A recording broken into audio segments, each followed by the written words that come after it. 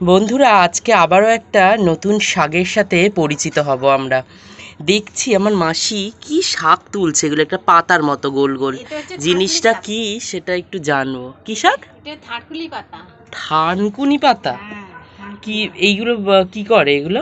এগুলো খেলে যে আমেশা পায়খানা হলে, পেট খারাপ হলে এগুলো খেলে পেটের পক্ষে ভালো। এগুলো কি করে খায় এগুলো? এগুলো ভালো করে ধুয়ে বেটে একটু ভাতের ভাপে বাটি করে একটু নুন তেল দিয়ে রাখতে হয়, রেখে তারপর ভাত দিয়ে মেখে। এই কাঁচা কাঁচা এরকম ভাত দিয়ে খাবে? এই পাতা এরকম কাঁচা খেলে কিছু পেটের রোগ হবে না? না, এইটাই তো ভালো। আর এগুলো তরকারি করে খায়? হ্যাঁ, তরকারি করেও খায়। গোটা গোটা এরকম পাতা ধুয়ে দেয়, তরকারিতে শুক্তো মতন করে, তাতে গোটা পাতা ধুয়ে দেয়। তারপরে আমার ছেলেরও আগে, কারণ ওই পেটের ওরকম প্রবলেম ছিল, আমি বেটে থেঁতো করে একটু কাঁচা তেল দিয়ে খাওয়াতাম, ও খেতো ঢকঢক করে। ও, তাহলে এইটা তাহলে ওই কাঁচাও খাওয়া যাবে, আবার তরকারি করেও খাওয়া যাবে, এমনি শুক্তোতে দিয়ে। আর এমনি যেমন আমরা মাছের ঝোল টোল খাই, ওসবে দেয় না? তুমি যদি পাতলা মাছের ঝোল খাও তাতে দিতে পারো। মোট কথা খেলে কাজ হবে আর কি, সে যেভাবেই খাওয়া যেতে পারে। আর এর নামটা যেন কি বললে? থানকুনি পাতা। থারকুলি পাতা। আচ্ছা, তাহলে এই পাতাটার সঙ্গে তোমরা কতজন পরিচিত তোমরা অবশ্যই একটু কমেন্ট করে জানিও। এই পাতাটা কি করে? আচ্ছা, এইখানে এই হাঁড়ির মধ্যে করে এই পাতা বসিয়েছে, কে বসিয়েছে? আমি এনে দিলাম না, তারপর তোর বাবা বসালো। ও আচ্ছা, এইগুলো তাহলে এনে এগুলো মানে গাছ হয় তাহলে? কোথা থেকে আনলে? আমি বাড়িতে গেছিলাম, নিয়ে আসলাম। তোর মা আগে নিয়ে আসতো তো তুলে, কিন্তু তোর মা নেই এখন, কে তুলবে? তোকে কে খাওয়াবে এখন? সারা জীবন খেয়েই গেছি, জানি না এগুলো কি জিনিস, খাওয়ার দরকার খাই, কিন্তু এর নাম হচ্ছে তাহলে থারকুলি শাক, তাই তো? আর এগুলো তাহলে গ্রামের দিকে বেশি পরিচিত, এদিকে খুব একটা দেখা যায় না।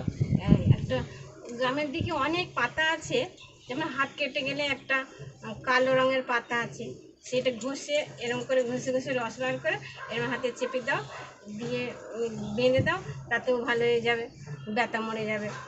আর আমাদের এখানে তো কিছু হলে তো সবার আগে মলম নিয়ে, ডেটল নিয়ে, এইসব দিয়ে রক্ত বন্ধ করার আমাদের পাট। সঙ্গে সঙ্গে মানে মানে হাত কেটে যাচ্ছে, পা কেটে যাচ্ছে, কত লতানে পাতা আছে, সে পাতাটাও খায়। না, তবে একটা আমরা যতটুকু পড়েছি জানি যে ভেষজ জিনিসের কিন্তু একটা গুণ আলাদাই। ভেষজ জিনিসের কিন্তু গুরুত্ব তো রয়েছে, কিন্তু কথা হচ্ছে আমরা কজন এখন এই ভেষজ জিনিসের উপর ভরসা রাখি। মাঠে ধান কাটতে গেল, ঘাস কাটতে গেল, হাত কেটে গেল, ওই পাতা। আর এই পাতাগুলো গ্রামের দিকে ওরকম খায়? হ্যাঁ, এ তো প্রচুর হয়। আমরা তুলে কত কত তুলে আমরা তখন মানে বিক্রি হতো, কিলো কিলো বিক্রি হতো। হয়তো 1 টাকা 2 টাকা দিত, কত কত নিয়ে যেত, এগুলো ওষুধ করে। আচ্ছা, এখন তো এসব থানকুনি পাতা দেখাও যায় না, আর কোথা দিয়ে কি এসব নামও জানি না আমরা। কবিরাজিরা এইসব নিয়ে যায়, মানে এমনি লোকেরা নিয়ে যায়, কবিরাজিরা সব তৈরি করে, মানে লোক রেখে। আসলে হারিয়ে যাওয়া জিনিসগুলোই ছাদে ভালো করে চাষ হচ্ছে, যাতে দুটো একটা প্রয়োজন সাপেক্ষে পাওয়া যায়।